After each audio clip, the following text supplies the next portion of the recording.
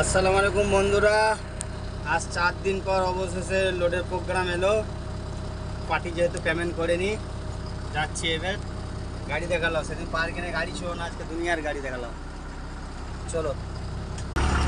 তাও বন্ধুরা আবার দেখো নসিব দেখো কেমন খারাপ। তাও এই ফ্যাক্টরিতে লোড হবে না, পাশের ফ্যাক্টরিতে লোড হবে।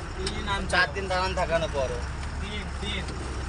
আর এই দেখো আমাদের একটা বাজারে গাড়ি, এই গাড়িটা সব চিনো, বাজারের গাড়ি।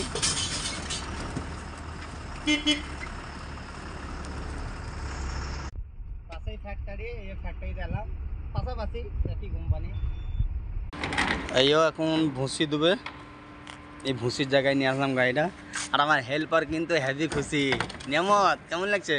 এই দেখো 4 দিন পর লোড হচ্ছে বন্ধুরা। এও ভুসি দিয়ে এবার নিয়ে আসলাম পয়েন্টে, কিন্তু কথায় আছে সব দিকে নসিব খারাপ যায় না, সব দিকে নসিব কিন্তু খারাপ যায় না আমাদের। কেন এই জন্য বলছি, আমাদের কিন্তু বেল্টে লোড হবে, মানে তুরন লোড। ওখান তো হাতে করে লোড হচ্ছিলো, বুই নিয়ে আসতে হচ্ছিলো, কিন্তু এখানে বুই নিয়ে আসতে হবে না। দেখতে পাচ্ছি মেশিনের দ্বারাই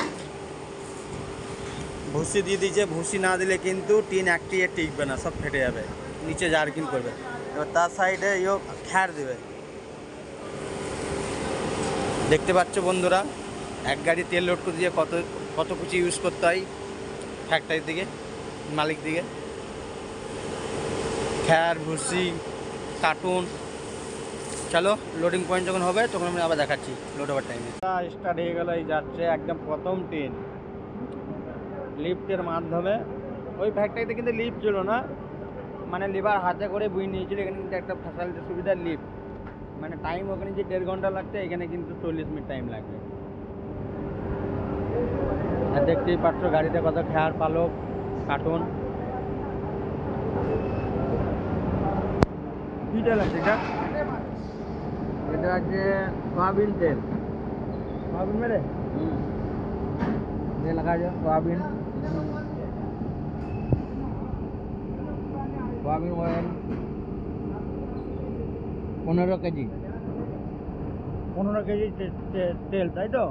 আর তিনটা মোটামুটি 1 কিলো, টোটাল 16 কেজি। আমাদের গাড়িতে লোড হবে 15 ট্রেন।